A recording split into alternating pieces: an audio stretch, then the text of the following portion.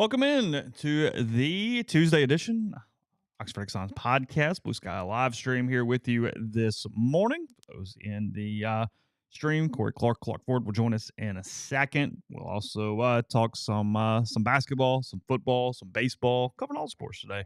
Ole Miss women fall to Notre Dame yesterday in the round of 32 of the NCAA tournament. They fell 71-56 to Notre Dame Fighting Irish, ending their season at 24-9.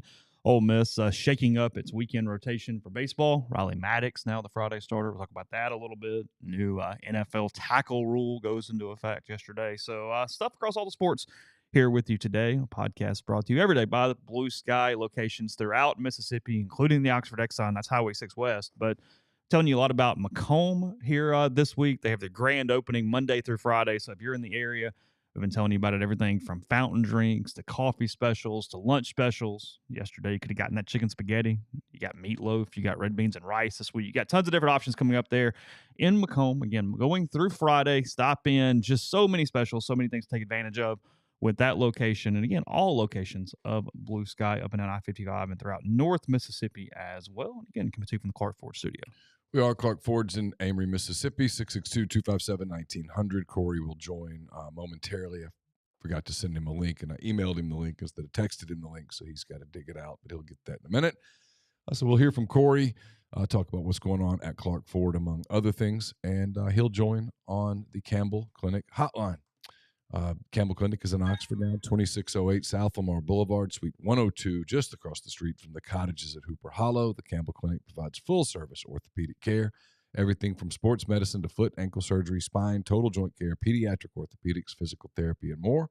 To book an appointment, go to campbellclinicoxford.com or call 901-759-3111. Walk-ins always welcome at the Campbell Clinic, Monday through Friday, 7:30 a.m. to 4 p.m. I think Corey joining now, I believe. Is that correct? Corey, how are you?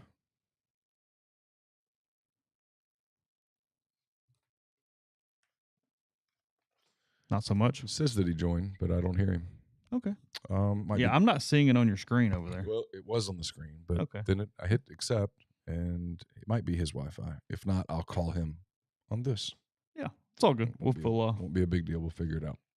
Hope everybody's doing well. Look at the stream a little this morning. Talk some Major League Baseball, obviously the Otani stuff. We're gonna hit it this week. I had stuff yesterday. It wasn't necessarily pertinent to our conversations, and got a pretty full docket today. But don't worry, if you hang in with us, we will discuss some Major League Baseball, some Shohei Otani situation. As he was pretty direct with the media, even though he hasn't answered most of the questions that actually they are asking at the same time. So it's we all know what actually happened. We are playing a shell game at this point. So that is the interesting part of. I get it. I'm cool with it, but I've got questions that will or will not be answered at any point. Would the MLB investigation be an actual, accurate, thorough investigation, or are they doing anything to protect Shohei Otani, in your opinion? I think they have to protect him. The sport is so fragmented now in terms of its national appeal that they have to. They can't have this level of scandal now. Not with him. That's what I mean. Pete Rose comes out last night and goes, if I just had an interpreter. Not completely invalid there, if you're just being real frank about it. Look, you know what the strike did to it. You know what the steroid era has done to it in a lot of ways. You know what just simply regionality has done to the sport. The sport's biggest star on a global level, even with the thought that he bet on baseball. Because it is where I change. If you're betting on other stuff, I don't give a crap. You can do that all day, and I do not care. But if he bet on baseball or even had the thought that he did, it's catastrophic is what it is. Yeah, for sure. That's the answer. And everybody's like, oh, well, okay, so he sat there yesterday and read a statement, didn't take questions, and still didn't answer. How did this guy have access to bank information to your bank? Right. That's the thing. That's the question above all and questions. And then here's the other one. Well, this is the big question. And I've never been a bookie in my life, But if I started being a bookie today, I don't know that I'd let you run up $4.5 million worth of debt if I wasn't pretty sure that you had the money to pay it. The only one of the few people you would allow that level of debt is Shohei Otani. Yeah, because he's making $700 million. Yeah, you go, yeah, okay, we'll settle up. Figure it out. And I know where to find him. We're cool. Yeah, well, and if I exposed him, I could destroy him, so he'll pay. He let Ipe or whatever run up $4.5 million worth of debt. $4.5 million. An interpreter who makes $400,000 a year. It doesn't make sense. It just happened to get $4.5 million. I mean, yeah. Just didn't notice the $4.5 million gone. That's one for you. I mean, there you go. It can be anywhere because he's not going in the video. Okay. Corey, how are you? Good. What's up? Sorry about that. Had a little technical issue that I was trying to figure out. I'm slow this morning. Would you put Pete Rose in the Hall of Fame, Corey? Absolutely. Told him to his face. Yep. What would you played blackjack with Pete Rose one time? Oh, tell me that story. He was doing that thing where he signs autographs for money, and sat down at Caesar's Palace. I was at a meeting, and like it took me like 30 minutes to realize who it was. He had sunglasses and a hat on. And I just sat there for, I don't know, an hour and a half with him. And when he got up, I told him, I said, "A big fan, Mr. Rose. They ought to put you in the Hall of Fame."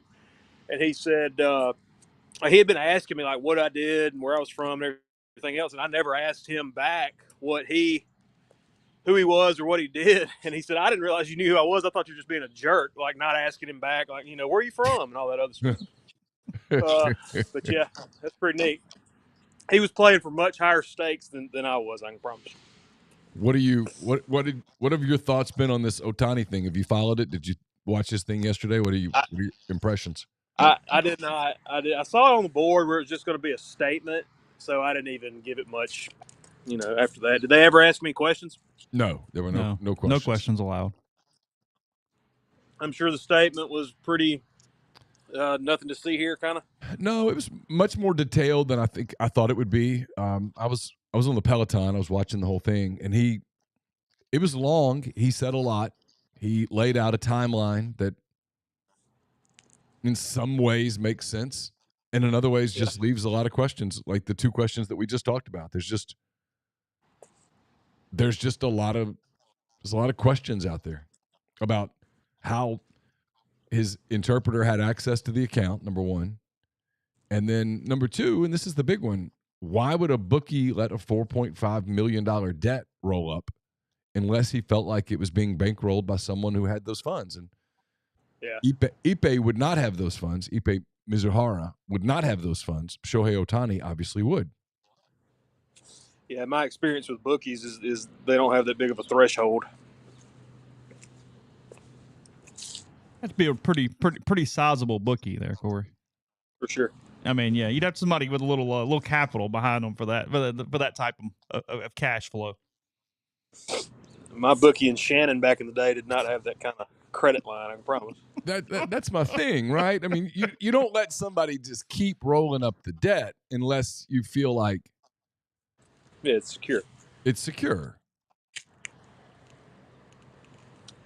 And now here's the possible answer that I think everyone will use to bail Shohei out. Well, he did have access to his bank account because Shohei so trusted him that he let him handle a lot of his financial stuff. Sure. And the guy saw Shohei's name on it and assumed that Shohei was behind it, and so he let the debt roll up. Oh. Meanwhile, Shohei never knew because he's totally innocent. And he just happened to miss $4.5 million. And he's pure as the driven snow. Well, Neal, sounds like that on social media yesterday. Coming up with the talking points, Neal. Well, exactly. Like, how much could a buddy take from your bank account without you realizing it? It wouldn't be $4.5 million. Yeah. But for Shohei, would he notice $1 million? Well, it's not like it's coming out. Like, it's not probably sitting in a checking account too. So, I mean, you're.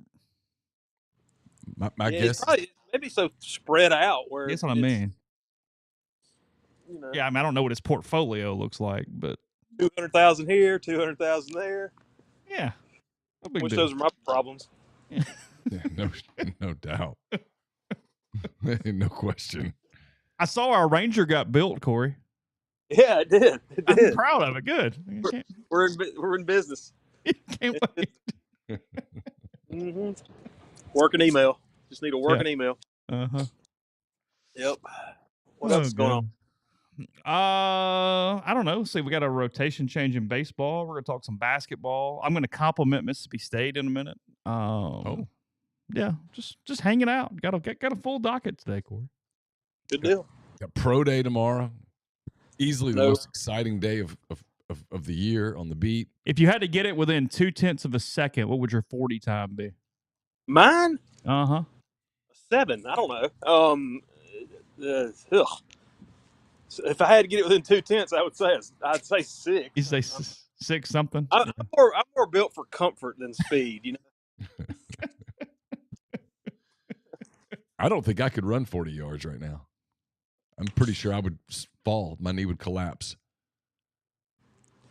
I don't know if you could sprint right now.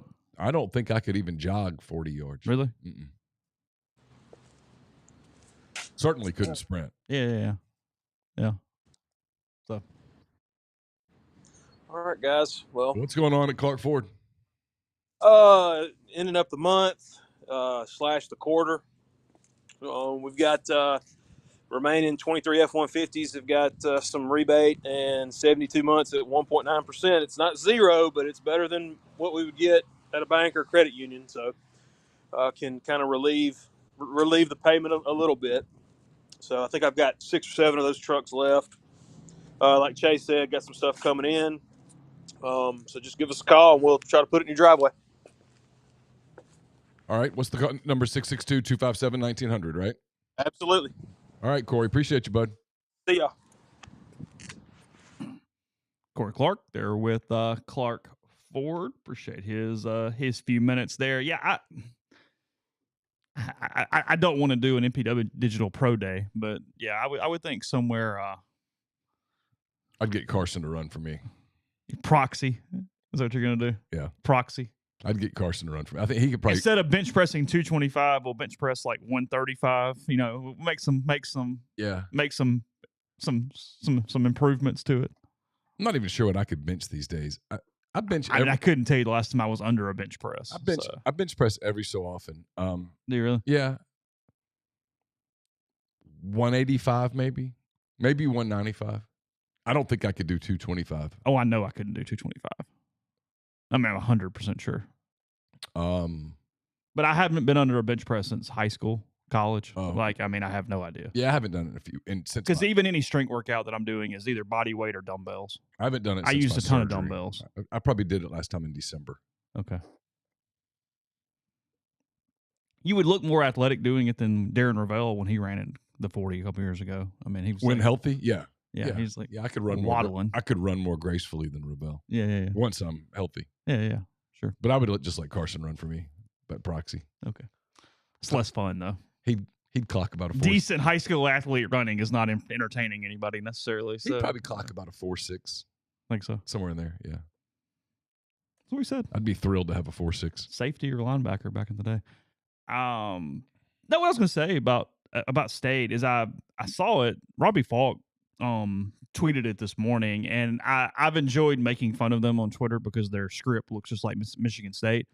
But I was seeing some changes they made to their logos and branding, and it's one of my dorky things. I like that kind of thing. They've made some really good switches. In their defense, and I'm still going to make fun of them because I enjoy it and it gets everybody worked up and whatnot on social media, but they used that State script back in the 70s for baseball. So they're returning to something that they had a long time ago. I just ignore that when I talk about it. Mm-hmm. And they've switched their maroon. They shared their maroon color with a bunch of other schools, and now they've gone darker to their own shade of maroon, and it looks better. It is a crisper color, like it's not as washed out a little bit. It's the right move. And then the other thing I noticed, the State script is replacing their banner M logo. You know, it has the M with the banner through it that says state. Oh, yeah. And I think that's good because identifiably M State is kind of a weird. It almost kind of looks like Missouri State if you're just glancing at it. Yeah. I think being an SEC school, you can adopt a new logo like that that's sort of fresh and people pick it up more than recognizing your current logo, especially the way ESPN puts Ole Misses and States in the wrong place half the damn time. And then the thing that I found funny about it was I was looking at their discontinued marks, and they have discontinued all cowbell logos as official athletic department logos. So, now again, they're not getting rid of the cowbell. Nobody taking me saying that, but I just from a kind of logo found it branding, interesting. from a branding standpoint, No more cowbells. It literally is under a category that says discontinued marks. Note, no longer in use and associated with Mississippi State University athletics.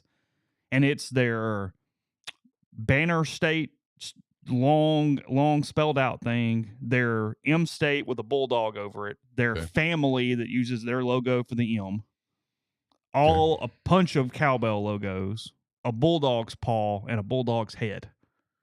None of those are being currently used whatsoever. Oh. So just noticed it. No cowbell anymore. I know, Mark. I like uniforms and branding. It's to be a very non-visual person. It's kind of a strange thing because I mean I can't take a picture and focus. I can't use Photoshop beyond the very rudimentary things. But for whatever reason, that Mark thinks you could do 225. I don't think so. You know, I mean we can try. I mean I've done it before, but it's been a while. I don't think I could. Maybe one time. Maybe one time. Maybe. But I would be concerned about getting hurt. I'm old, man. But I can easily do what's it when you have a plate is it 135? Yeah. Yeah, a plate on each side is 135. I can do that 20 something times. Okay. So then I can start adding to it and I'm okay. I get to about 165, 175 and I'm starting to get to a place where I'm like, this is stupid. What am I trying to prove? When's the last time you did a real squat? Like out of the actual rack? 4 or 5 years. Okay. Because you can hurt yourself doing some of that stuff if you're not careful. Yeah. That can get... You start having some knee issues and you know it, you get away from some of that stuff. Chase is a uniform guy. I'm a uniform guy. I like uniforms. I like to look at uniforms and evaluate uniforms and make fun of bad ones and praise good ones. Florida does have really good baseball uniforms. That's true. And the F plays better on baseball than the other sports. Yeah. Because I don't like logos on hats. Like, I don't want the Gator logo on the hat. Like, I want the F. What about the Orioles? Okay, that one works. Maybe I'm used to it. I don't know. I mean, it's a good point. Yeah. Fair. But in general, because, I mean, the best logo of all time is the MB, the Brewers logo. Yeah. And it works. They still use it quite a bit. But most of the time, if it's not something that I'm sort of whatever on, and even that one's on, you know, they do the O's and stuff too. It's not necessarily on every hat. It's on a little bit of an alternate deal there at times with the Orioles. But in general, hat, a little plainer. I think it's on the iPad. I think it is. Yeah, I think it's on the iPad. But anyway, yeah, I don't know. Like I said, we got a lot of stuff. I'm just a little scattered here today for this. We'll do this. I don't think it'll take long. I saw in the stream they did approve the kickoff rule. Yes. So it is done. They will be a landing zone, and if the ball goes there, you have to return it. Then anything in the end zone that bounces into the end zone has to be downed or returned, and then the ball will come out to, I think, the 35-yard line. Is that correct? All right. I think it's 30 or 35. I don't know which one. You don't want to give NFL teams the ball at the 35. No, it's going to because you're really close to field goal range. It's going to encourage high kicks that fall in the landing zone to then tackle. Mm-hmm. But now they're also not getting running starts anymore, so the coverage team will not be as quick down the field. And you can't hip drop. Disaster waiting to happen. It's going to cost somebody a game. Because here's the deal. I feel for the officials. In a completely just reading the rule, is this a good rule change standpoint? Probably. I will give them that. When you look at the data, the things that they've talked about with this rule. It makes sense. Mark Andrews last year was kind of the poster child, the Ravens tight end for the change to this. He was hip dropped on a tackle in November. He did not return for the rest of the regular season with an ankle injury. I guess it was Kansas City, the loss to them when he did come back. And they define it as when a defender grabs a runner with both arms and unweights himself, meaning going dead weight, by swiveling and dropping his hips or lower body. And what happens is you're catching the ball carrier's feet and ankles under you when you fall and causing lower leg injuries. Yes. That is the reason for this. And again, in a completely tangible, just reading the rule understanding, I agree with it. However, these are world-class athletes moving so fast. Officials already struggle with so many judgment calls. We are putting them in a complete no-win situation here. I mean, because here's the problem is now, how do you tackle someone who's ahead of you? I can't do this. I can't lead with my head. If I grab you on my upper body, I can't drop my weight. Like, now I need an understanding of, okay, if I'm behind you on an angle and I catch up to you, literally, I'm asking, You have to how do I tackle you? push them out. That's it. What if you're not near the sidelines? Then you're probably not going to bring them down. That's what I'm saying. What do you do? I mean, Can you dive at their feet? I have a hot take on this, but it's so controversial that it's just not worth getting into because people lose their minds over it.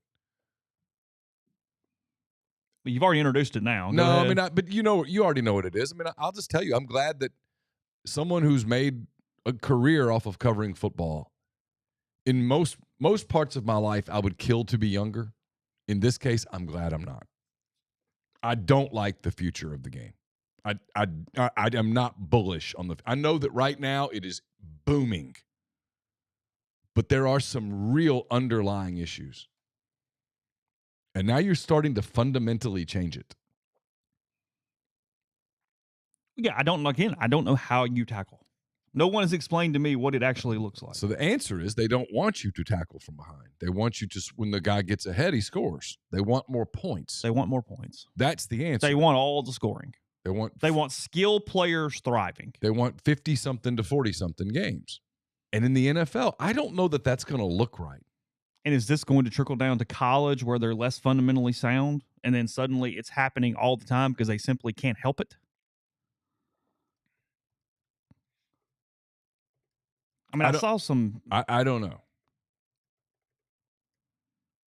It feels problematic on multiple levels. I didn't even know this was a thing until it passed yesterday.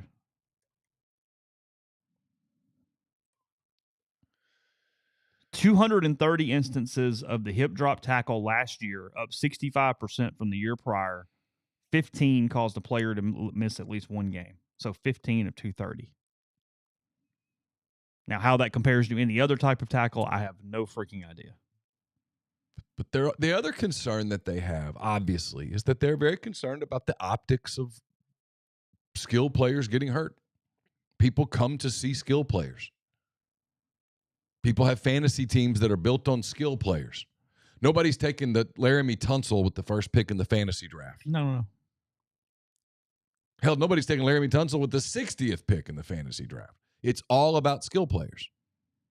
And so when they start getting hurt, people lose interest. And it hurts gambling. Yes. So very clearly this is where they're headed. Protecting the business of it. Yeah. And protecting the offensive player too. So it's just kind of an interesting... Yeah, I mean, good point. Adding 230 penalties is going to change the game over the course of a season. That's a lot. Yes, a ton. And the officials are going to miss it. People are going to get upset. You're asking officials who already have an almost impossible job to now add a really difficult task to it.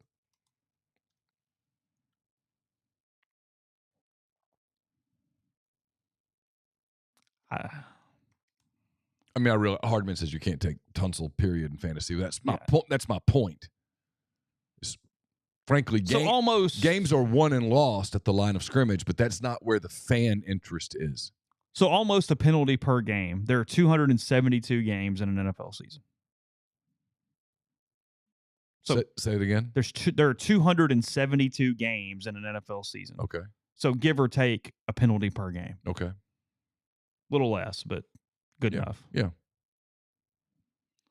And now my question here, because now this suddenly has become the training camp thing you're working on as a team. All of a sudden, you're going, okay, how do we tackle from behind, where we hit them in their legs, but we don't drop our weight and swivel? Because it's the swivel that they're actually trying to police out of this.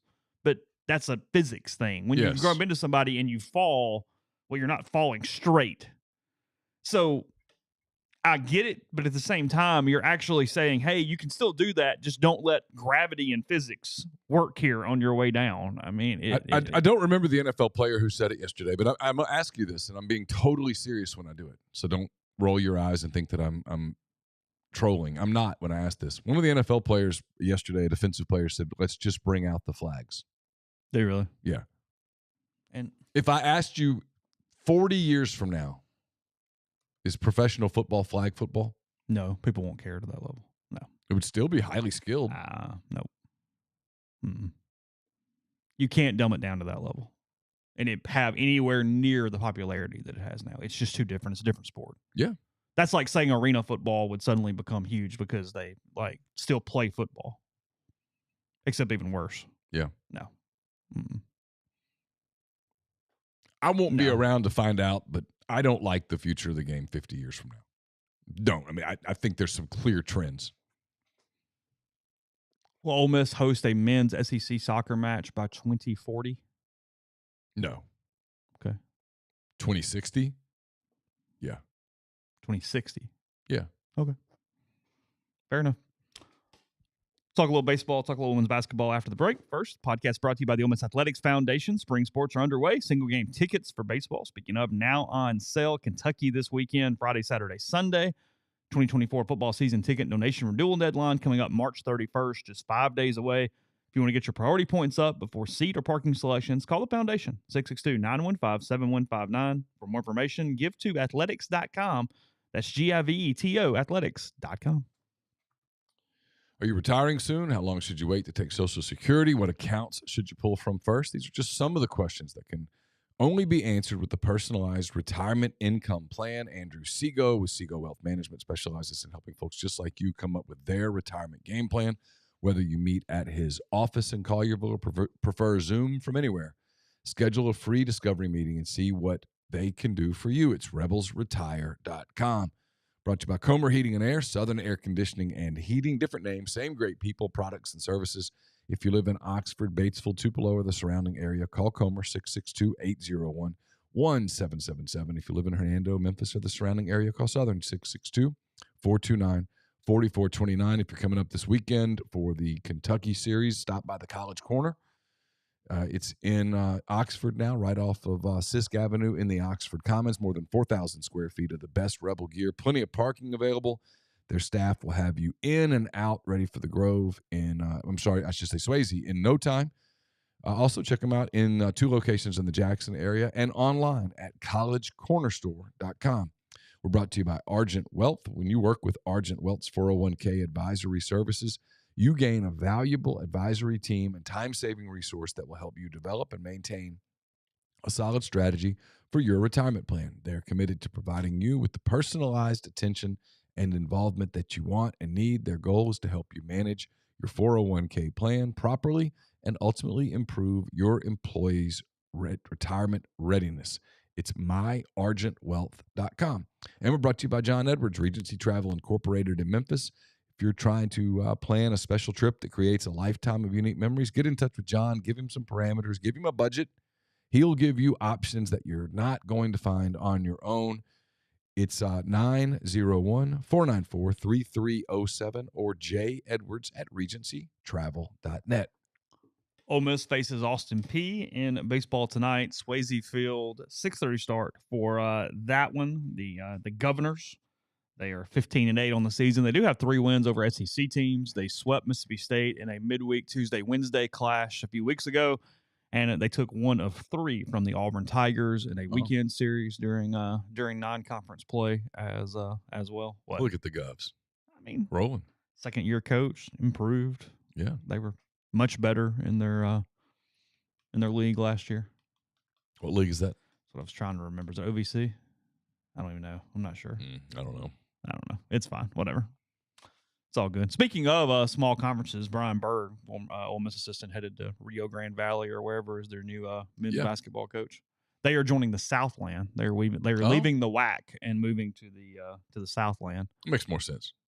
Oh yeah, 100%. Yeah. No, good move, guys. That's cool. That's all fine. I got no qualms there with your decision. I suspect he missed being a head coach. Once you've been a head coach and you have to be an assistant, and you went that far down. I mean, I'm probably want to be a head coach again. A Sun for Austin Peay. They're in the Atlantic Sun. Oh, okay. Did not have that on my. That's what Belmont. Belmont's in the A Sun, right? Sounds right. Yeah. I'm almost positive. Is that Stetson and Elon, maybe. Ooh, now we're asking a lot of questions, but okay. I'm pretty sure. Wait, was it Belmont or no? What was the camp Carson went to in Nashville? It wasn't Belmont. Lipscomb. Is Lipscomb A Sun? No. I don't know. I could have sworn I saw some A Sun signage. A Sun signage.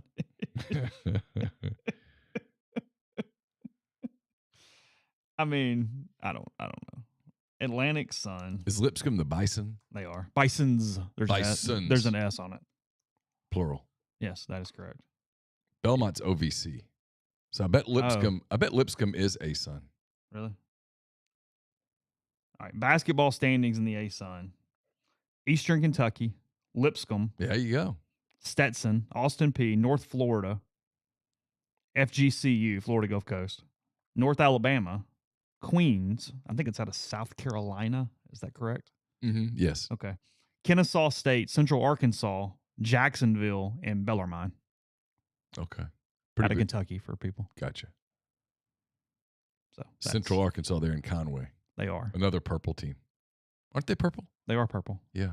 Yes. Central Arkansas was the team that Ole Miss had lost to when Mike told me it was a horseshit question in my first season on the beat back in the day. It was Central Arkansas. You'll always remember them. Yeah. 3-2 Bears that day. They were in a transitional year from D2 to D1. So when Central Arkansas plays Lipscomb, there is a lot of purple on the field. Yeah, their Bisons with the S visibly frustrates me every time Ole Miss plays them in baseball because it's right across their jersey too. It just says Bisons across the front. Was it just somebody screwed up and doubled down? They have a reason for it. I looked it up. I was very concerned, but I don't remember. Yeah, I don't recall now. Oh, he says Queens is in Charlotte. Okay, North Carolina instead of South. Close enough. Carolina. Yeah. So anyway, sorry. Austin Peay tonight. Kyler Carmack getting the start for Ole Miss. The Arkansas State transfer. Mm-hmm. They are in the Sun Belt. I am aware of that one. How's he done so far, Carmack? He was not very good in Hawaii, but he's been pretty good since then. Thrown a lot of strikes. Has a great changeup. Frankly, profiles more as kind of a midweek starter type or a multi-inning guy than necessarily somebody who comes in for one inning. So he makes a lot of logical sense for tonight in a game that Ole Miss needs. I mean, when you lose a lot of non-cons early, I mean, you can't just throw them away. It's not going to dictate your season, but it does have an impact. So they need to win the game tonight. But what it's really about is that Riley Maddox is not throwing tonight. Mike Bianco announced on Sports Talk Mississippi yesterday with Richard Cross that he's going to start Riley Maddox on Friday night. The Jackson native will throw on Friday. They are leaving Liam Doyle on Saturday for his start, and then moving Gunnar Dennis to Sunday from Friday. Grayson Saunier out of the rotation for this weekend. So it's a logical thing. I mean, we were probably going to spend a little time on the podcast this week debating where do you put Doyle, what do you do? But I have no issues with this move. I'll tell you, the pro and the con of it, I was thinking about it this morning, and Maddox has had 3 straight weeks of really good midweeks. The Southern Miss one was key for a couple of reasons. Number one, it's a better lineup. It's a good team. It's not just beating Sisters of the Poor by any means. Sure. And then he survived that second inning, that clown car of an inning when the defense did him no favors and was kicking balls everywhere. He comes back and retires 13 in a row or something after that. Really settled back down, showed a lot of maturity. That's something that's huge on a weekend. And in a perfect world, you're talking about a guy that over 3 starts, 17 innings, 6 runs, 14 Ks, only 2 walks in his last 17 innings. That's what you're trying to get out of Riley Maddox is no free passes on Friday night. Make him hit it. He's a sinker ball guy. Maybe he gets you into the game. Maybe you have a lead. Maybe he eats some innings, because Friday is about avoiding what we were talking about yesterday, where you have that 5th inning bullpen decision and don't know what to do because of where you are in the game. I will say this, the one thing he's got to be careful about, because he's still relatively new being a primarily sinker ball pitcher like this, is that his issues early in the season was he had too much adrenaline and he was throwing that sinker too hard. And when you throw a sinker too hard, it rides up in the zone and it doesn't do what it's supposed to do. And they hammer it because that's not what that pitch is intended for in any way. And you have to almost kind of throw it softer. You got to stay pretty composed in your delivery. You can't. It's not the max effort fastball guy who's just trying to throw it 103. And he struggled with that. And look, on a Friday night in the SEC, you're going to be adrenalized. There's going to be an extra layer that's not when you're out there at home on Tuesday against Missouri State. So for him, managing emotions really key on Friday. I think he gives you a lot of things. I don't hate that decision at all. I think it makes a lot of sense given your options that you have. But that's what he's got to guard against, is that sinker getting up and not doing what it's supposed to do there on Friday. You just need Doyle to keep doing what he's doing. And then Dennis makes some sense on Sunday. He's a kid that's got some toughness about him. I feel like I've beat him up the last few weeks because I keep talking about his whip and allowing too many base runners. But the standard for that on a Friday is so different than anything else. That was the context of why I was doing it, is a guy doing that on Friday, you're one ball in the gap from that game being over at that point. Yep. But Sunday's not like that necessarily. Cut out the walks, keep you in it. Yeah, you can come back in a Sunday Leave game. some bases, you know what I mean? I mean, that's the way to be competitive. So given their options, this move makes complete sense to me. I have no issue with it as they move forward. Again, you can make an argument to go Doyle, Maddox, Dennis, but it's 6 of one, half a dozen of the other at this point. I'm kind of a believer, if it's not broke, don't fix it. And right now, Doyle pitching on Saturday is not broke. And No. I get the temptation to move him 100%. If they did it, I understand. No, it's a coin flip. But whatever. he's obviously very comfortable on Saturday right now. Mm-hmm. And I think I probably just leave him there. He's giving you really good everything on Saturday. Because right you now. might change the mental mojo if you move him to Friday. That happens. Sure. Christian Trent wasn't the same guy back in the day when you took him from Saturday to Friday. It's just a maybe different he benefits world. from seeing the lineup in person once. Mm-hmm. Maybe he just would rather pitch on Saturday. And maybe it's one of those deals where he'd put him in Friday and you'd go, okay, now I'm really got the pressure on me. Because you lose that one with him. Yeah, now I'm pressing. I'm scrambling. I'm overthrowing. It's possible that Dole throwing on Saturday frees up the team. And they go, we're cool. He's throwing tomorrow. Sure. We're fine. Sure. That kind of happened in 19, even though Ole Miss was better overall with Nikhazy. They had Nikhazy on Saturday, and everybody went, hey, it's cool. Doug's got it tomorrow. Sure. We just need to. Mm-hmm.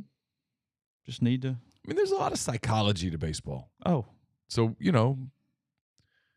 if he's really pitching well and he's comfortable, that's my thing. I would be like, hey, do you like this? You like pitching on Saturday? You seem to really like it. And if his answer is, yeah, this is where I feel good. Okay, cool.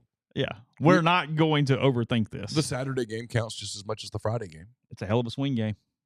So, I'm back in it or I've lost it. The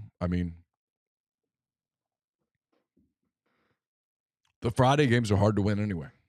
They are. Look, you can. There are days on Friday where you just lose because of the other dude. Well, last Thursday, the kid for Auburn gave up 1 run. And lost. He was terrific. Lost. And he lost because Hagen Smith was better. Holman's very, very good. They're just guys in the league that are. Look, Florida's doing it right now. They go, you know what? He plays 2 positions. We do a lot of stuff. We're just going to leave Caglianone on Sunday. Mm-hmm. And we're going to go, you better get us early in the weekend. Yeah. Because we're going to hand him the ball. It lets them use their bullpen differently early in the weekend. Because they're probably going to get 5-6 out of their guy on Sunday. Yeah. And it's going to be. And it lets him focus on hitting earlier in the weekend. And he might just prefer to pitch on Sunday. At which point you go, okay. The Sunday wins count just as much as the Friday wins. Literally the same. I know Tupelo is kind of joking or whatever, but it is funny that baseball is the one sport where the other team dictates your lineup. Mm-hmm. Who they pitch depends on who I hit and where and how, sure. Or, hey, we're facing that guy, so I'm going to change my rotation or I'm going to do something different because of you. No other sport does that. Basketball doesn't necessarily go, hey, you know what? We're going to sit our guard today because that's whatever.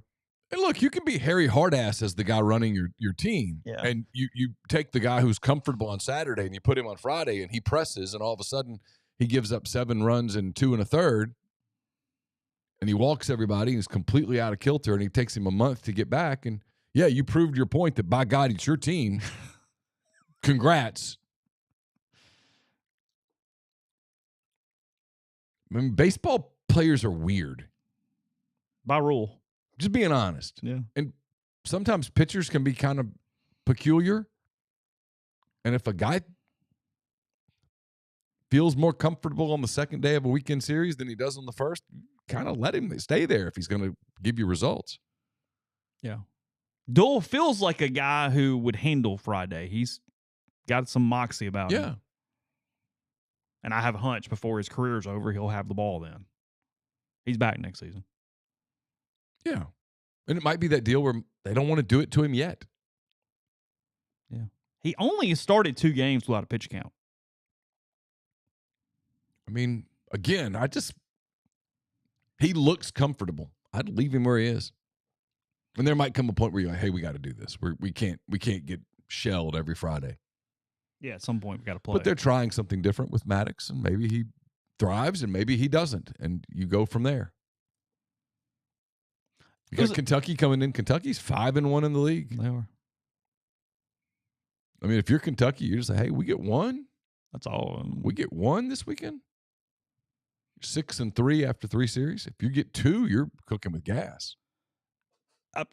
One other baseball thought going into the weekend or going into the night is because I knew the rotation stuff would come out. I was listening to Richard's interview with Mike yesterday, and Richard opened up with kind of like, hey, it's on the road. A lot of home teams are winning. You know, at least you avoided it. You got 1. You did whatever. Kind of what we've talked about. And even a day later, Mike wouldn't go there. Mm-hmm. He was very pissed off still yesterday of, hey, that's not how we go into this. Like, we did this, we did that. I expected a softer answer a day later and didn't get it at all. Well, you wrote the word. Those were non-competitive games. Yeah. They did not compete on Sunday. No, they were outscored 30-7 those 2 games. Yeah. And look, I mean, and you could do this with a million baseball games. Okay, let's be clear.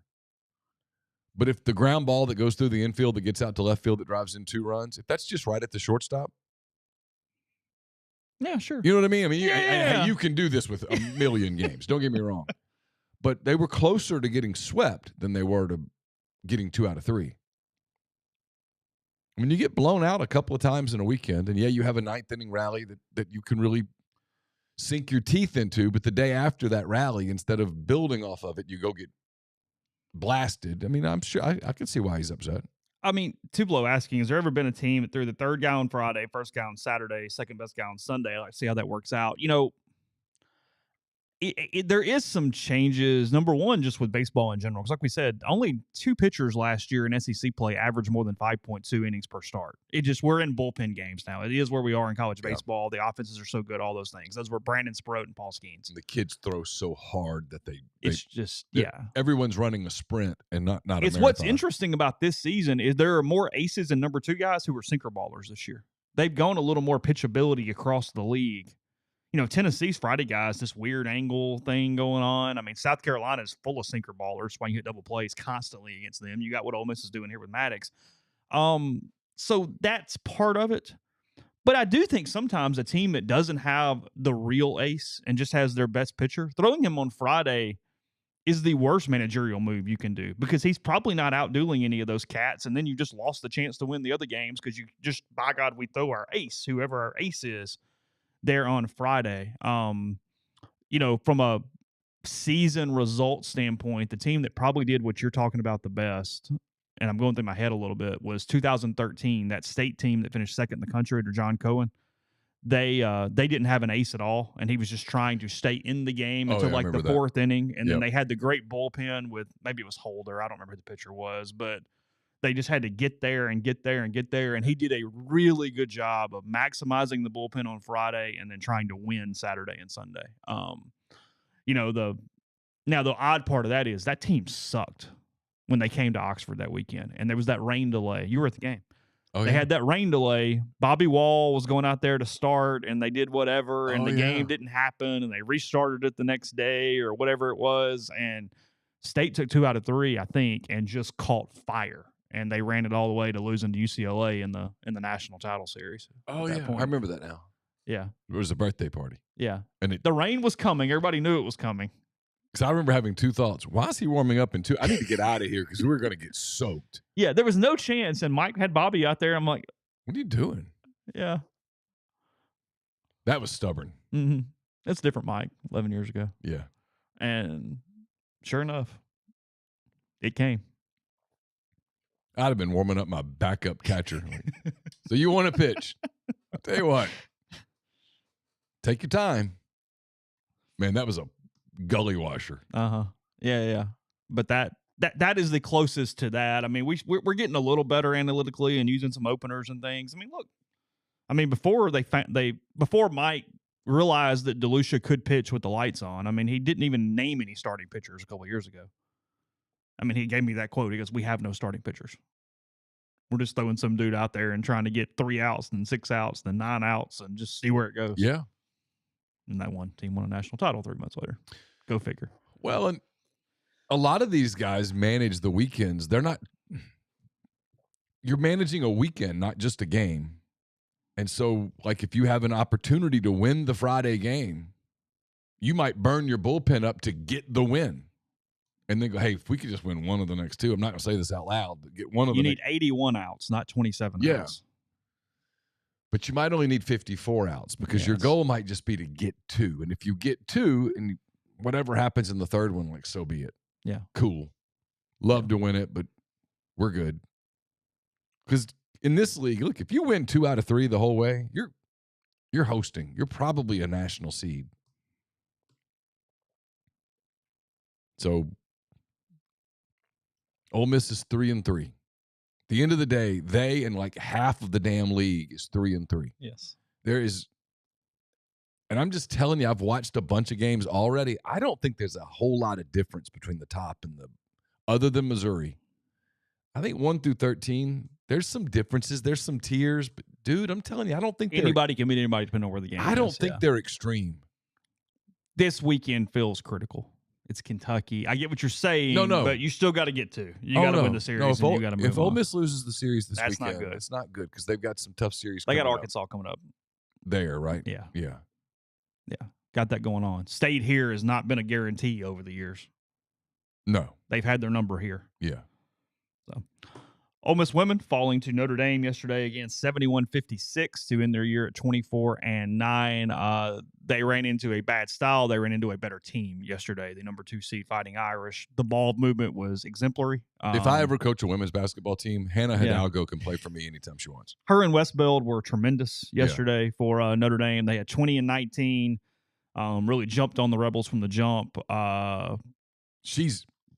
Ole Miss made a bit of an early second half run, but never really cut it inside 10, I don't think. No, they got to like 13. Yeah. And then ended up losing there by 15. You know, they were not give Notre Dame credit. They were not able to establish their defensive presence the way they typically would there with the way the ball movement and the guard play was for Notre Dame. And then they just struggle to score. I mean, it's one of those deals where it's sort of been their identity to have a bad time shooting. And I was thinking about it, and I was reading David Eckert from the Clarion Ledger, his story this morning about who's back and what their roster kind of looks like for next season. And if you're an Ole Miss women's basketball fan, you probably have to be. I mean, talk about an injury bug that has you frustrated. Is that she did a really nice job with the team that literally didn't have a point guard. They lost KK Deans very early in the year. Deans was somebody who was in the SEC. She averaged 15 points a game last year at Florida. So you're going to get that guard presence that could distribute and shoot. And then when she went out, just really struggled. And when you play a team like Notre Dame with no guard play. Yeah, because their guard play was really good. Yeah. I mean, they had several possessions where you're like, oh, that was pretty. Yeah. They moved the ball really well in transition, which is a lot of times teams don't do. Right. And again, I'm probably not going to become a women's basketball coach, but in the event that I do, I'm going into the portal and Hugh did. So that's true. Yeah. We're gonna try to get Hannah Hidalgo. You want one of those? Yeah, I'd like Okay. her on my team. Okay. I thought she was terrific. I thought she was the key to the game. She Um, constantly yeah. kept them very consistent. She was very poised. Mm-hmm. Ole Miss had a hard time staying in front of her. Yeah. She was a menace on defense. Really understood the game. I just thought they played really well. Yep. At some point, you tip your hat. Well, it's what Yo said yesterday too. The credit, everybody kept she kept getting asked questions about, well, what'd you not do? And she kind of goes, "Hey, you guys are the 2 seed and the ACC champions. They get to play too. They're good. I mean, yeah. I go back to my Peter King thing. This is what everybody does. People do this deal, but why did you lose? Well, because they won. Yeah. Everything's not an indictment. Sometimes you run into a better team. I mean, she said it. She goes, "Look, am I frustrated by the way we played? Sure. But part of why they played is because of what Notre Dame did. Notre Dame was very active on defense. Yes. Very active hands. They interrupted passing lanes. They defended well. They rebounded well. They positioned themselves well.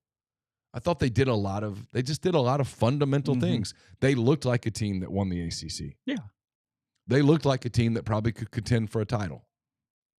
And I said it yesterday. I'll say it again. I think, and that's after watching 2 games yesterday, because I watched all of Ole Miss and Notre Dame, and I watched all of Iowa and West Virginia last night, is now that the game has improved, now that there is a little less parity or a little more parity, now that they have eyeballs, they have to get out of this home site thing in the first 2 rounds. Agreed. Go play it on neutral freaking sites. You know, it's funny you say that because I was watching Iowa last night. Yeah, and I'll get there after the break. I got Carson calls. came down and he goes, "Why are they playing at Iowa's gym?" Yeah. Because he doesn't keep up. Yeah. I mean, he doesn't keep up with college basketball. Now he has gotten into the tournament a little bit this year, but he came down and that's what was odd to him was he's been watching the men's tournament, and he was like, "Why are they at Iowa's gym?" Not like just like that's odd. He goes, "This a tournament game?" Yeah. I was like, "Yes, second round tournament game." Yeah. And he was like, "Oh." And I was like, "Yeah, I thought about that." I said, "They need to move this." Yeah, no, it's one of those deals where I get why they did it forever. I understand. Well, the 2 environments that you talked about yesterday, South Bend they and impacted games. Iowa City, they were both from a TV standpoint, they were good. It was loud. It was energetic. I mean, if you were to move those games to Des Moines and I don't know, Indianapolis, would you get the same crowds? I don't know. Maybe. But I think you're at the point where competitiveness has to overtake at this point, and whatever that means. I mean, because look, I think it completely won a game in Iowa City last night, and I think it completely won a game in Storrs, Connecticut, with UConn beating Syracuse yesterday. Yeah. Because I caught the end of that as Ole Miss was. Watched a good bit of that. I was on the Peloton. Yeah, there you go. So I watched 3 women's basketball games in one day. And I caught a little of a fourth because I got a little intrigued by Tennessee, NC State late. Oh, yeah, that was on. Yeah. See? Yeah, there you go. So a little more on this, one more Ole Miss note, and then we'll get into some other stuff as well. But first, Prime Shrimp, primeshrimp.com. A lot of different flavors available for you. Their soy ginger is their newest option. It is fantastic. Goes great with hibachi. You can put it with rice, vegetables, other proteins, and much more. They've got their Jordan-style barbecue. It is their best seller. Their signature is one of my favorites. A great protein snack, great on salads, lunch options there. They deliver it directly to your door. And then fewer than 10 minutes, freezer to plate. We're going to give you a little discount. Use code RG. Buy 5 pouches or more, 25% off. Again, that is primeshrimp.com, code RG for 25% off. Oxford's newest Greek restaurant on the square, Opa, is the perfect place to plan your company dinner, your festive party event. Craft libations that are great, fabulous food as well. They can accompany up to 200 guests at Opa. For catering or booking information, contact Jeannie, 601-421-7147. Don't forget about Rafters Music and Food on the square as well. If you're coming up this weekend, stop by during the daytime hours, early evening hours before the kids take over, and enjoy watching some of the games and whatnot at Rafters Music and Food on the square in Oxford. We're brought to you by Service Specialist Staffing and Recruiting Agency. If your company is looking to hire quality, hard-to-find talent, Service Specialists can help. Keep in mind that payment of service is solely contingent on if you decide to hire a candidate that they send. You've got nothing to lose, so give Will, Sydney, or Kelsey a call at 601-573-9242 or check out their new and improved website, servicespecialistltd.com. Get the beautiful and healthy smile you deserve at Corinth Dental. Dr. Bubba McQueen, Dr. Jenny Beth Hendrick are devoted to restoring and enhancing the natural beauty of your smile using conservative, state-of-the-art procedures that will result in a beautiful, long-lasting smile. From routine checkups to advanced treatment, including implants and Invisalign, Corinth Dental is here to help you achieve your smile goals. Schedule your appointment today. Take the first step toward a better version of yourself. It's corinthdental.com. Are you a displaced corporate executive wanting to put your career in your own hands? Are you an experienced entrepreneur looking to diversify? Either way, Andy Ludicky can help. He owns multiple franchises and businesses and uses his expertise to help others find their American dream through a very thorough and free consultation process. So call Andy. Put your life and your career in your own hands. It's 100% free. You've got nothing to lose. MyPerfectFranchise.net. Andy at MyPerfectFranchise.net or 404-973-9901. Mark asking who's the best college baseball team of all time. You know, a lot of the really good regular seasons, they don't end up winning it, especially back in the day when Omaha was a little more of a crapshoot because the final was just one game. A lot of people say the 83 Texas team, they went 24-0 in conference, and they had Roger Clemens, and they beat the crap out of everybody in the postseason. Oh. So that would be up there. That's one that would stick out in the top of your head. Ole Miss is going to hit the portal in women's basketball. Again, they got to improve the guard play. Deans can come back. I haven't heard anything regarding her, but I would assume from the ACL injury and her returning for the season. And then they had good news yesterday. Kennedy Todd Williams announced she would be back next season. She said that in the post game. And then they get Madison Scotton back next year as well. So they've got a pretty good nucleus to kind of build from there, especially in 2024 in the world of college basketball when nothing's a guarantee on who's back from one year to the next and what that looks like, even in women's basketball. So, again, they finished the year 24 wins, had their best conference record in a long time. Second, I guess technically third round of the NCAA tournament, the round of 32. I still kind of get. Are we back to calling it second round? What are we doing? I think it's a third round. Does the first round count as a round? The first four, sorry? Yeah, it's a round. Does it? Everybody else technically gets a bye. Okay. Is what it is. Okay. Round of 32. A round of 32 makes the most sense because it explains what I'm trying to say. Yeah. Journalism's all about accuracy and making it as easy as possible for people to do it. Let's not go down the journalism road today. Let's not. After last night, no. Okay. No. You probably don't want to get started on the journalism discussion now. Hang on, Michie Johnson's going where? Back to Ohio State. Is he really? Mm-hmm. They hired the interim, right? Yes. Okay. See, it's working out. They did. Vanderbilt hired the cat from James Madison. It's actually a person from James Madison, but yes. Cat coverage. Cat hey, see that cat covering? Mark Byington? What's his name? Byington. Okay, Byington. there you go. He did a good job at James Madison. With the Dukes. That doesn't necessarily mean anything at Vanderbilt one way or the other. No. And then something that completely makes sense given where the world is with college athletics. The Washington State coach has left to take the Stanford job yesterday. Right. He headed out and took that gig. Danny Sprinkle at Utah State took the Washington job. Oh, okay. Literally hours after Utah State was eliminated. It's amazing how fast the negotiations occur, isn't it? It's incredible. I have a hunch he might have been a little busier this week than I don't know. I mean, come on. They just got it done quickly. Called and said, hey, would you be interested in coming to Washington? Yeah. How much you can offer? They don't have an ED right now. They got a basketball coach. Okay. I mean, Ole Miss hired a football coach back in the day without an AD, so you can do it. Yes, they did. He did. Speaking of Ohio State hiring an interim. I saw he was learning how to fence the other day. Ross took a picture with the fencing team at Ohio State. It's the first time he's been at a program that had a fencing team. Was he on a tricycle? Bjork on the tricycle and Vitter with the balls. Those are the two that just continue to resonate through the era, don't they? The Vitter with the balls. I still get that picture sent to me sometimes by a certain person. Yes. Yeah.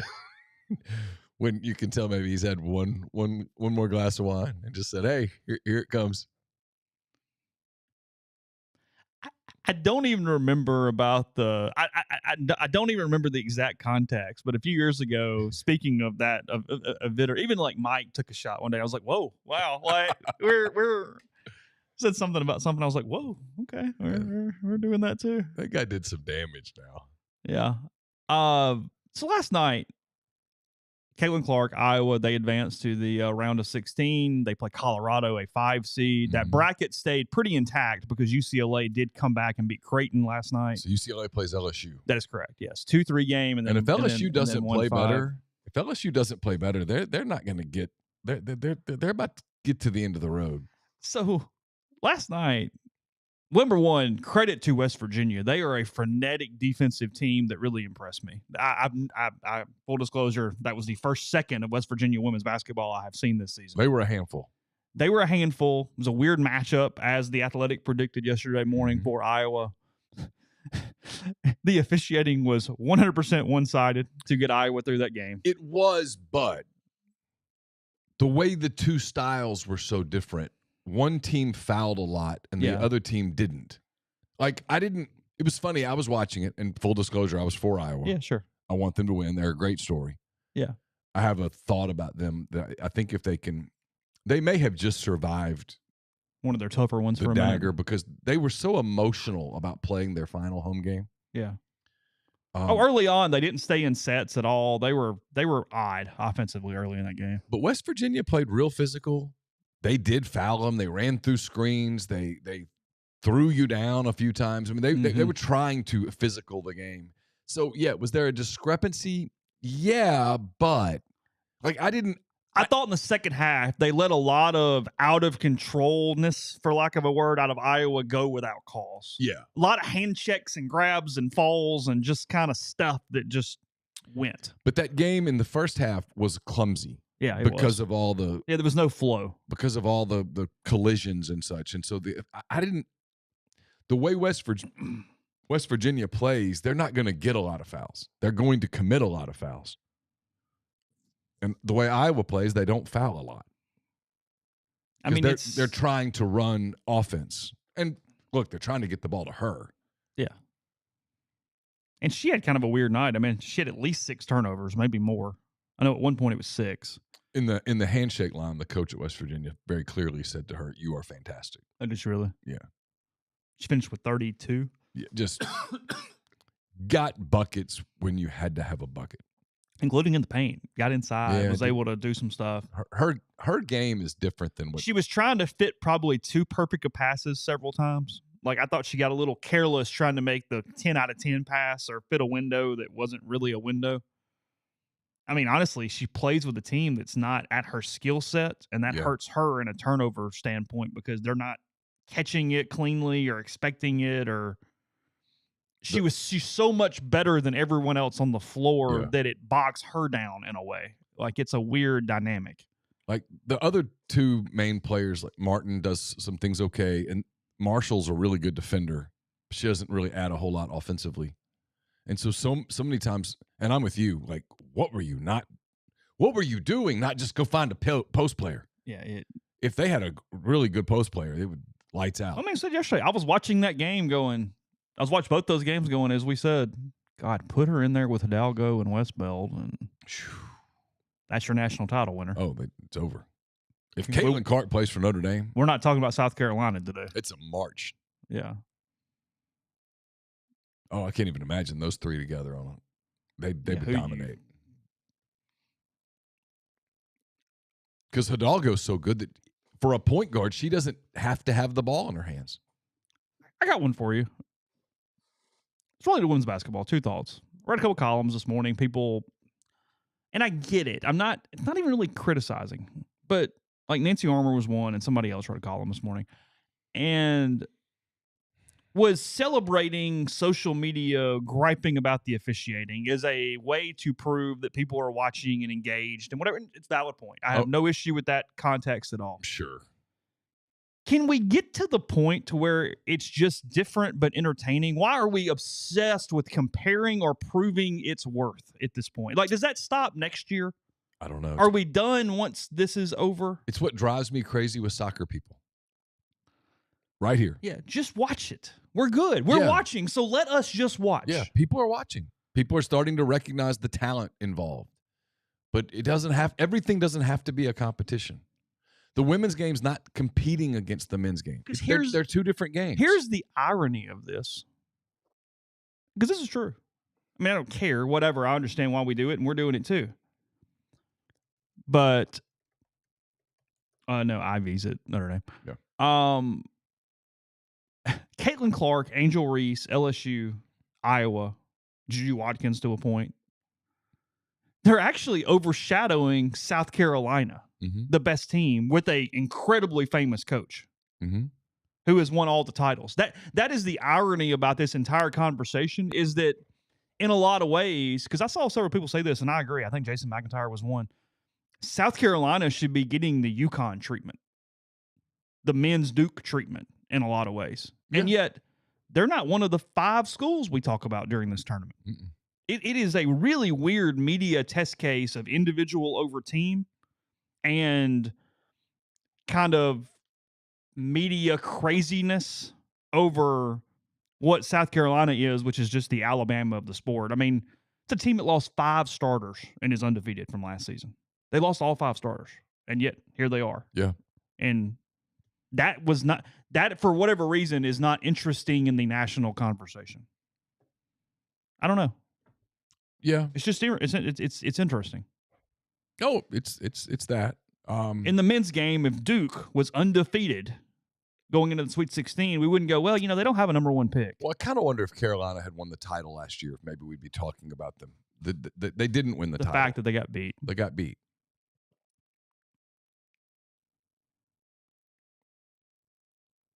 I don't know. I mean, it's 2 years in a row that they screwed it up. Not having LSU and Iowa. Now, here's the problem. LSU might not be good enough right now. They might not be. So you might get the game when you wouldn't have gotten the game. You might get the Elite 8 game, Iowa versus LSU, where the whole world is cheering for Iowa. Where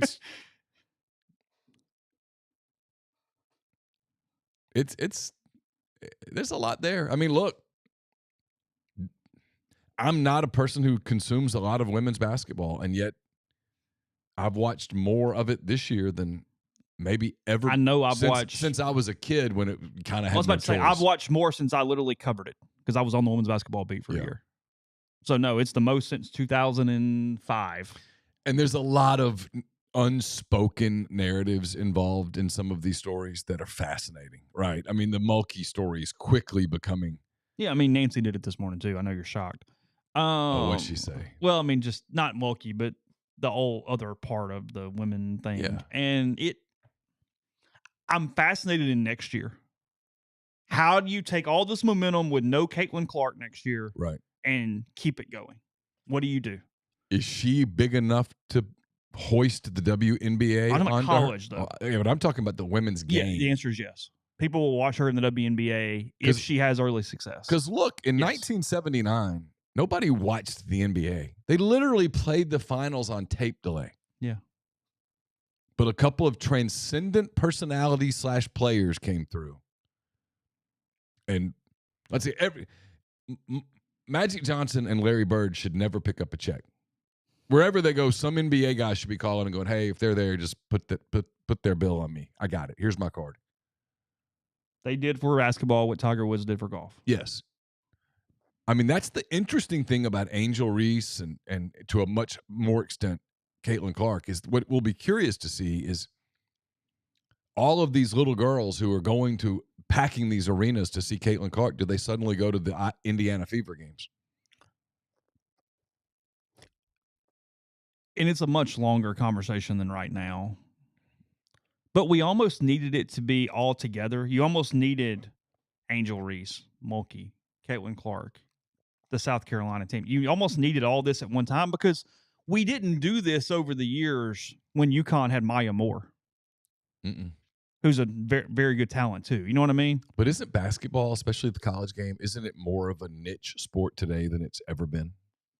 So why has that allowed it to progress inside the larger world then, though, would be my question to that. That's my point. Caitlin Clark's got there's a lot there that people like us are scared to talk about. But I guess that's my point, though, is we needed all those things for it to transcend versus the UConn girl who was just the best player in the world? Sure. Okay. I mean, that's my kind of my question. Is, yeah.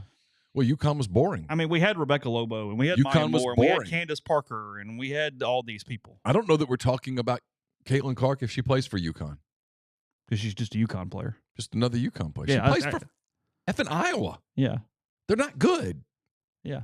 They're not going to the Final Four next year. No. Again, I mean, I give Wright credit. The story was incredible. I mean, like the Iowa coach, you could almost feel the disappointment when she calls her coaching staff and goes, we're not going to get her. Mm-hmm. We've traveled all over the world making sure she sees us at her games, Thailand and stuff. We've done everything we can do. We're not going to get her. Yeah. And then to get the 5 days later, you get the call, hey, do you have a few minutes? Yeah. I got as much time as you need. I mean, she's at dinner with her husband. They just sat down and ordered drinks. And she's like, hey, I'm going to step outside a minute. Yeah.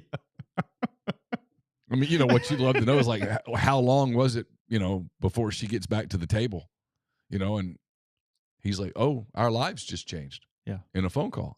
And she's that transcendent. Mm-hmm. And I don't know. I mean, is there a player in the men's game that in the tournament this year? There's not one. No. That's the incredible part of this. No. I can't think of one player in the Sweet 16 that his presence makes me watch the game. For me, it's the only one is like, I'll watch the Filipowski thing because people keep mocking him to the Thunder. But that is so niche. Well, the only one that has an impact on the game is Edey. And he's not interesting, but I mean simply the impact on the basketball court. Yes. Edey's the only one in the country. He's the one guy that when he's out there, you're like, I want to see how this kind of works out. Yeah. He's that good. Yeah. And I caught myself cheering for him the other day. He's taking a lot of crap for just being good. For just being a dude. Yeah. Oh, they lost to Fairleigh Dickinson. Okay, so there was an upset. Yeah. They happen. I mean, okay. And I think Matt Painter's kind of handled that part of it well. But the point is that, I mean, you've got there's some fun storylines potentially. There's some good games coming up. Mm-hmm. But like Illinois and Iowa State is going to be a great game. The only personal storyline in that game is the kid for Illinois that's got an outstanding rape charge against him. Yeah. By the way, I saw top 25 basketball recruiting rankings a minute ago. UConn not in the top 25. They just do it so differently. Yeah. It's just not a... He kind of is a culture guy. He does. Yeah. Yeah. Podcast brought to you in part by Northeast Spark, NESPARC. Service people across rural communities. 2 packages, the Ignite, the 100 Mbps, or the Blaze. The 1 gig option with them. Your hometown team bringing you world-class broadband. That's nespark.com, 662-238-3159. Phone service is available. Parental controls, network security, wireless mesh extender for those who need the extra help, and more. Again, that is 662-238-3159.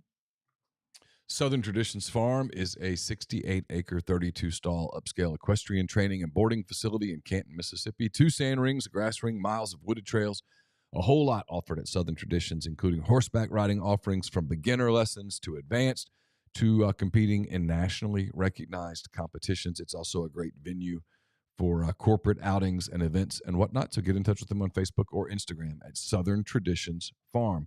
I'll have a mailbag to you tomorrow. It's brought to you by Art Hayes of Sotheby's International Realty. Are you thinking of making a move? Put the power of Sotheby's to work for you. As a licensed agent with Sotheby's and a supporter of all things Ole Miss, Art can help you buy or sell in your hometown or anywhere in the world at no charge to you. Seriously, call and ask Art how. It's 612-805-5929 or arthur.hayes@lakesmn.com. Podcast is brought to you by G&M Pharmacy, 662-236-2222. They deliver locally in the Oxford area, and they offer MedSync. Free prescriptions the same day each month. Take care of you. Do all those things in Oxford and Holly Springs. In Holly Springs, it's Tyson Drugs right there on the square in Holly Springs. And again, in Oxford, that's South Lamar. Don't stay with a big box pharmacy. Let a community pharmacy help you out. Again, that is 662-236-2222. Weird note here I just saw this morning, not even football related, but just ironic luck. The Caribbean island of Anguilla, their website like .com kind of thing is .ai.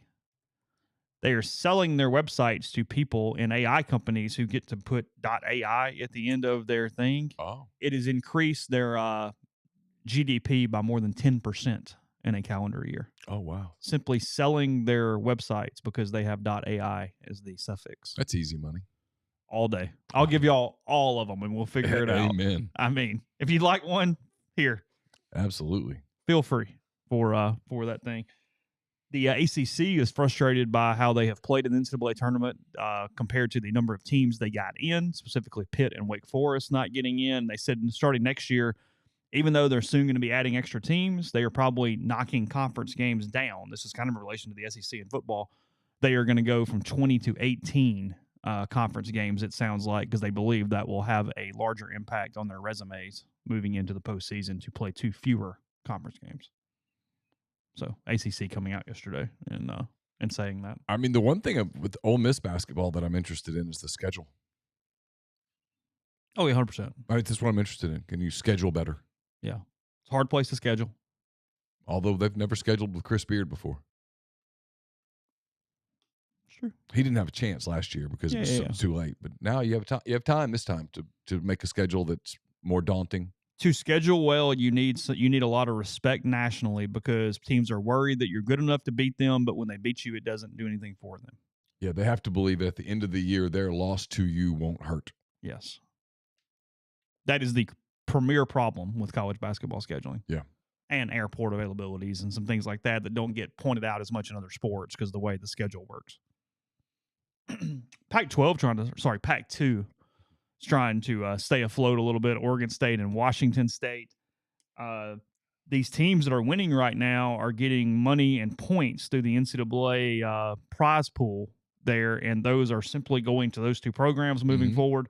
So you're talking about $20 million so far in NCAA tournament revenue that is just going to Washington State and Oregon State as the other teams progress through the NCAA tournament. Good for them. Oh, sure. They finalized exit fees. It looks like it's going to be $5 million per team to those teams, so it's another 65 total that is going into that, plus an additional $1.5 million per team. I don't know why the extra 1.5, but so look, it ain't enough, but just a little more and a little more and a little more as they're trying to figure out where to go or what's going on or what to do. If they're smart, they'll put that in escrow and try to figure out a way to find the new league.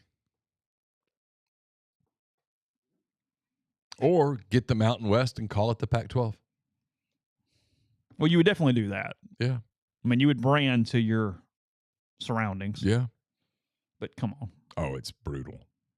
Because like in football, they've got a schedule agreement with the Mountain West. It's going to be demoralizing starting next year. Oh, right now, you're still playing your baseball series and UCLA's coming to town and stuff like that. But it's starting in August. It's going to get demoralizing. I mean, I feel terrible for all of them and everybody involved, but Oregon State is just hung out to dry in a way that's because they're pretty good at everything. And and very dedicated, big fan base. Got a lot of Nike money. I mean, I know everybody talks about Oregon, but they give to Oregon State too. I mean, I've said this before, so I'll be quick. But when I was in Vegas, I guess it was a couple, whatever that was, a year plus ago, and they were playing Florida, about a week before Christmas. Chase, they had 40,000 people at that game. In Vegas.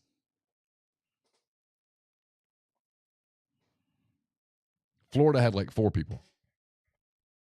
Yeah. Florida did not care. Including Jaden Rashada. Florida was trying to get a bowl game over with by playing. Yeah, they literally left after the game and went home. Yeah. Got there like a couple days before.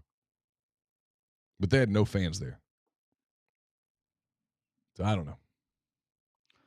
People much smarter than me with women's basketball, by the way, just did a ESPN reseeding of the tournament now that they're in the Sweet 16. South Carolina, Texas, USC, Iowa, the top 4 is how they would reseed them at this point. Okay. So just, again, talk about Texas sitting there as a 1 seed, and we got nothing, guys. No. I don't know. Like, you're Carolina, Caitlin Clark, Juju Watkins, Texas. Like, literally. I don't know. Cool, hook 'em. Yeah, I don't know. Sure. Like they win and go, that was disappointing. Okay, great. Awesome. By the way, Iowa and Colorado played in last year's Sweet 16 as well. Oh, did they? So a bit of a rematch there between those 2 teams. So, yeah, I don't know. When are those games? Friday or Thursday? Or Saturday? I don't know. Okay. Yeah, I mean, I can find it if you would like me to. It's not that pressing. I'll figure it out at some point. Are you going to set your watch? I mean, there's a lot, like for me this weekend, like keeping the podcast in mind, trying to be able to be conversant next week, which I think is my goal. There's a lot on the table because you've got the men's tournament. You've got the women's tournament that we don't really have to discuss, but I'm interested in. NBA starting to get closer to the playoffs. Seeding is at hand. The Major League Baseball season starts for real Thursday. Like the Cubs and the Cardinals were playing yesterday in Mesa, and they play again today in Mesa. And after the game, both teams, quote, break camp. The Cardinals fly to Los Angeles to get ready to play the Dodgers, and the Cubs fly to Dallas to get ready to play the Rangers. The season's here. So you have that, and then the college season that we talk about a lot on this show. So there's a lot to – and then both girls are going to be home. So, it's trying to, like, how do you cram all that into one weekend? State is in the WNIT or whatever it's called quarterfinals on Thursday. So we can discuss that. No. I wouldn't discuss that if it were Ole Miss. Oregon State, Notre Dame is Thursday. Indiana, South Carolina is Friday. Oregon State, Notre Dame Friday. Indiana, South Carolina Friday. NC State, Stanford Friday. Gonzaga, Texas Friday. Saturday, LSU, UCLA, Colorado, Iowa, Baylor, USC, and Duke, UConn. Okay. Those are the 16 women's teams remaining at this point. Ginger wants more discussion of the invention bracket. I pulled it up. What we'll do is we have no time for discussion. If you guys have one, we'd like to debate tomorrow, but I'll have Neal pick first-round winners right now. So we can do this quickly at the end of the podcast. All right. If somebody would like to get a pin, feel free. I'm not filling this out right now on top of my head, but we'll get there. We can even do the rest of the bracket later in the week. We got time with you guys. Okay. Wheel versus Roomba. The wheel. Deodorant versus Bitcoin. Deodorant. Color TV, lava lamp. Color TV. I mean, Deodorant won a Cubs World Series. So, that bitch might have a chance here as we move forward this thing. It's got a shot. Beer versus the lawnmower. Beer. You'll cut the grass some other way. It can grow. You don't really care. I love beer. Okay. Seatbelt, garbage disposal. Oh, seatbelt. Garbage disposal. You can take almost any kitchen appliance away from me. I want my garbage disposal. Yeah, but you can just throw it into the trash. I know, but seatbelt saves lives. I'll drive safely. What about the other people might not drive safely? We're defensive driving. We're worried about them. Yeah. Democracy versus email. True democracy. Okay. Democracy. You're going to move it on? I mean, I got questions about its viability, but sure. Credit card versus vibrator. I'm reading the list, okay? I didn't make the list. Credit card versus vibrator. Now, for me, it would be the credit card, which causes problems in and of itself. But now for the other half of the population, they might really fight you here. Okay. I'm going to pick an upset. Vibrator beats the credit card. You think so? Yeah. Because we can still have currency other ways. Sure. We don't have to have that. Yeah. Air conditioning against karaoke. Air conditioning, dude. Karaoke might be the dead last thing here. I mean, I lived in Mobile for 10 years. It's karaoke. I mean, I'm sorry. It's air conditioning. Yeah. Fire versus Segway. Fire. It's not a freaking invention. Agreed. But harnessing fire. It's not going to make the Final Four. It's not. Probably not. Wikipedia versus the bicycle. 8-9 game. Oh, that's a really good game. Wikipedia versus the bicycle. Oh, that's close. That's a really good game. I'm having a hard time here because Wikipedia is the most used reference tool in the world, and there are enough people out there that keep it edited correctly to where it's viable. Oh, it's definitely viable. Now, the bicycle is a big deal. Think about it for little kids. I know. I'm going to go bicycle, but this is close. That's overtime. I got questions. That's a game that goes. It gets impacted by just one call late. Calculus versus the Coke freestyle machine. The one where you get to pick all the flavors with the added in stuff. Like it does everything in one soft drink thing. Still calculus. Okay. Refrigerator versus the garlic press. Refrigerator. Good grief. Artificial intelligence versus American cheese. Oh. What an interesting contest that is. 6-11 game. You know, AI can be disastrous. And great, all at the same time. I mean, full disclosure, we use it to make our podcast sound better every day right now. Yeah. I'll go AI because you can have other types of cheese. American cheese is actually underrated because, yes, it's cheese product. It's not real cheese. If you're a cheese aficionado, I understand that it's the devil, but it has a low melting point. Oh, It yeah. makes good grilled cheeses. There are things in American cheese, if you keep it in context, does very well. Well, we have a Blackstone. Yeah, and yeah. we do the smash Oh, burgers. yeah. It's probably the most popular thing that I do family-wise with the Blackstone. And American cheese just melts just perfectly. Steam engine versus blue text. Steam engine. Okay. Velcro versus plastic. Plastic. Plastic over Velcro. Okay. Penicillin versus the snorkel. Penicillin. That feels. Yeah. That's a 215 throwaway. Internet versus the jacuzzi. I mean, the internet wins. Yeah. Bluetooth versus vaccines. Oh. It's vaccines. Polio, Neal. Yeah. Bluetooth is very convenient. Not arguing. And vaccines has struggled the last few years. I understand. If you want to pull the upset, you can pull the upset. I mean, your bracket, it's losing to internet next round either way. So Yeah. if you want to have a little fun, you can have a little fun. Yeah, Bluetooth wins. Okay. In a shocker.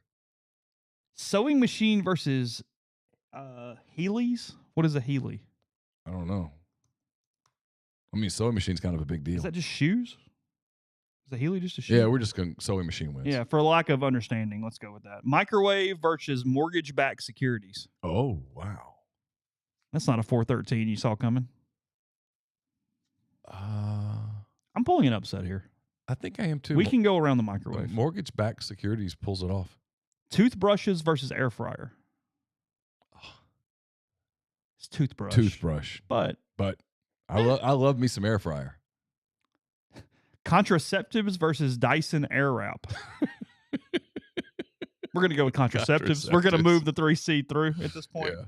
Sunscreen versus wireless headphones. Oh. I love me some wireless Is this headphones. a 611? I think it's a 710. Okay. Because look, it's sunscreen cancer. But, I get made fun of. I've got 15 different wireless headphones. I mean, Yeah. I have one for every different task. I have one for cold weather running, for warm weather running. I have AirPods. I have ones I talk to for office calls. I have another one that I do some podcasts with. Like, it's... You might have a problem. Oh, wireless headphones. I have chargers everywhere, Neal. Yeah. There are chargers everywhere. Just saying. I'm concerned. The printing press is going to beat the espresso martini, even though that is a very popular cocktail these days. St. Leo sells more espresso martinis than any other cocktail. Really? That is true. I guess I need to go try one. That doesn't ever, like, I never see that on the menu and go, that's what I want. Yes, they do more espresso martinis than any other cocktail. That is correct. Ginger's very upset about this. What are we upset about? Bracket. She says some of these aren't inventions. Then contraceptives is a 3 seed. Hey, we didn't do the bracket. All right, final region: electricity versus something. I couldn't figure out what that was. It's moving on. I mean, that's the really early favorite. It's gonna be tough to Coffee versus the ability to GPS or find phones or like things like that. 8-9. Wow, what an 8-9 that is. I mean, for a lot of people, coffee is mandatory. It's just an absolute. But like you can have a rain instead. I'm going with the GPS here. The ability to find items and use tiles and that kind of thing. Come on. Yeah. I'll be honest. If electricity wasn't waiting, that thing might run for a minute here. Yeah, that's going to lose next round, but sure. Zipper versus pasteurization. 5-12 matchup. Pasteurization. Yes, 100%. Semiconductors versus hair ties. Semiconductors versus hair ties. Well, I mean, I don't. Semiconductors, because we're men. Yeah. I mean, I guess we'd have long hair. I mean, I'll give you the vibrator, but come on. Yeah. Batteries versus the ability to autofill. Batteries. The autofill screws up half the time. I get it's messed things up for me. What is Zens? I should know that. ZENS? ZYNS. What is that? I don't know. I should know this. I'm sorry, people.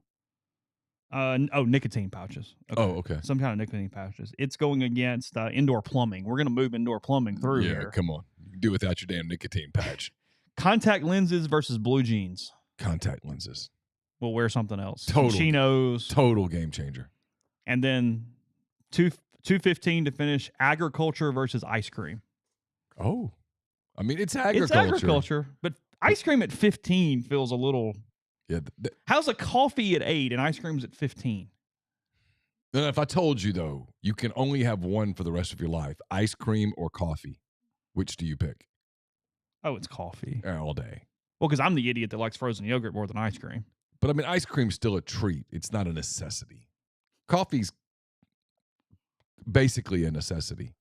Yes, I hope we don't have to run vibrator against battery because then we are in a bit of a time warp here where it's necessary. Yes. It's interesting. I don't like anything more than I like not being pregnant. So I understand. That makes sense. So anyway, all right. That was the first round. Speaking of, I'm almost surprised given some of the inventions in quotes, surprised someone didn't put sex on there. Well, I know fire. Well, right. Hold on. Yeah. Got questions. Water didn't make it. So we didn't say the ability to use water as propulsion or as cleaning. That's a good point. So, all right. If we need it later, we can go to the second round. Somebody would like to figure out the bracket, feel free. Morning Brew is where you find the bracket. You can check them out on Twitter for that and more. Ole Miss, Austin Peay, 6:30 tonight from Swayze Field. Kyler Carmack against somebody for the Governors. I don't know. Yep. They'll have some fans in the crowd. They chant "Let's go Peay" every time they score a run. So that is Austin Peay tonight.